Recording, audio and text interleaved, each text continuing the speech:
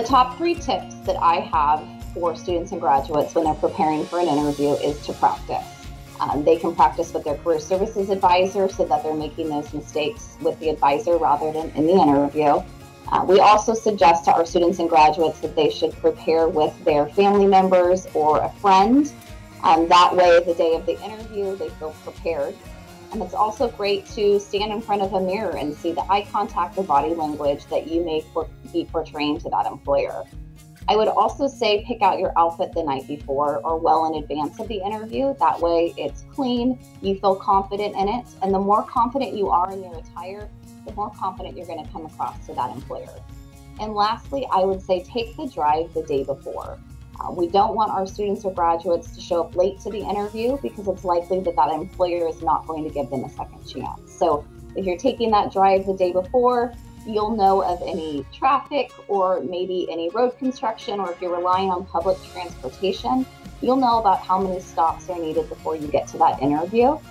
It's also really important if you have a virtual interview scheduled that you've downloaded the appropriate software. We've seen Microsoft Teams, Zoom, or even Google Meets. So wanting to make sure that your device or your computer has that software downloaded and that you're able to log on the day of that interview.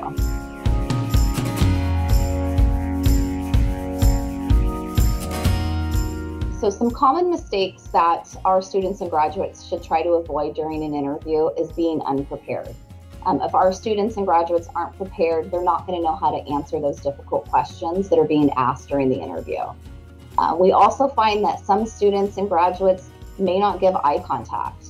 So we really try to work with them to ensure that they're providing eye contact during their interview, whether it's virtual or in person. Eye contact does come across with confidence. So we definitely want to make sure that we have great eye contact.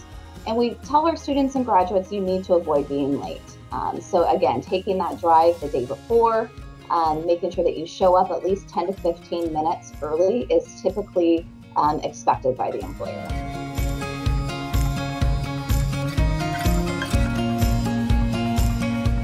Tell me about yourself is probably one of the more difficult questions to answer, but it's also one of the most common questions that an employer is going to ask. So at Carrington College, we want to make sure that our students and graduates feel prepared to answer the question and they're answering it correctly. And so we tend to work off a 30-second cell. So no more than 30 seconds talking about your education, your skills, and your experience.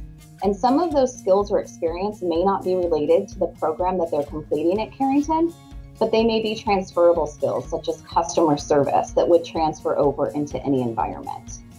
With that 30-second cell, it really ensures that our students and graduates aren't talking too much when being asked that question and that they're not providing details that shouldn't be answered during that question. And those could be their marital status, their age, whether they have children or not. We really want to make sure that those sort of answers are not given during that question.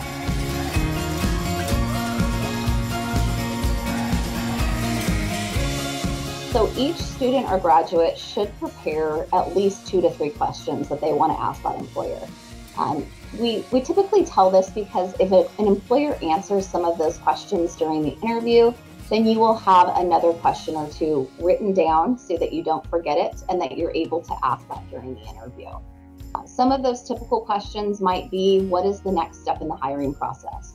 And this really gives that candidate an idea of how quickly the employer is looking to fill the position and what the next steps are. So whether that's another interview or if the employer is really looking to make their decision after the interview that day. I would also say, why is this position available? This really gives the candidate a great idea of whether this was a newly created position, so you can see that there's growth within that organization. It could be that somebody was promoted, and so there again, you see that there's room for advancement. And another great question might be, what is a typical day like?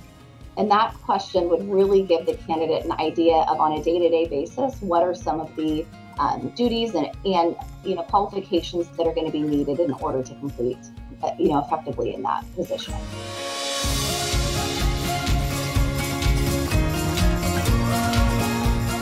So tips for attending a job fair is most job fairs will list what employers are going to be participating at the job fair. So this is a great time for the candidates to look up those employers, find out what positions they might have available, and determine if that's an employer that they want to visit during the job fair.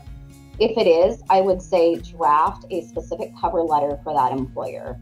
Another tip would be come prepared with multiple resumes and those tailored cover letters, and dress professional. Most employers who are attending a job fair want to do on-the-spot interviews. So if our candidates are dressed professionally, they have that cover letter and that resume in hand, they're going to be fully prepared.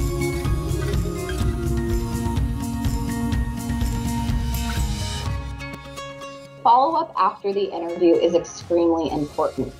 So if the candidate had asked during the interview what the next steps were in the hiring process, they would know how quickly that employer is going to make their decision. And so our students and graduates should send a thank you letter to that employer as quickly as possible. That thank you letter reiterates their excitement, that they really are interested in that position. It allows that candidate to also offer additional information that maybe they forgot to talk about during the interview. It's also great if the employer is on the fence about who they're going to hire. If our student or graduate sends a thank you letter and a follow-up phone call to that employer and another candidate doesn't, that could be the deciding factor in whether they get that job or not.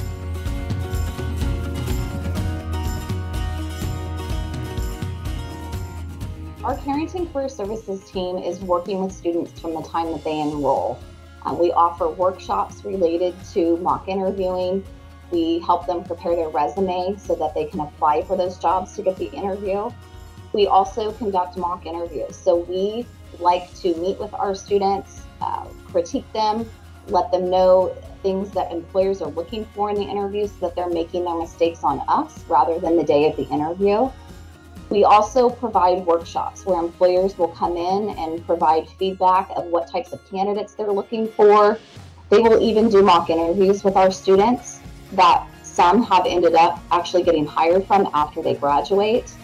And then obviously once they graduate from Carrington College, they have their career services advisor there helping them to identify places that they're interested in, and also again doing those mock interviews right before their actual interview.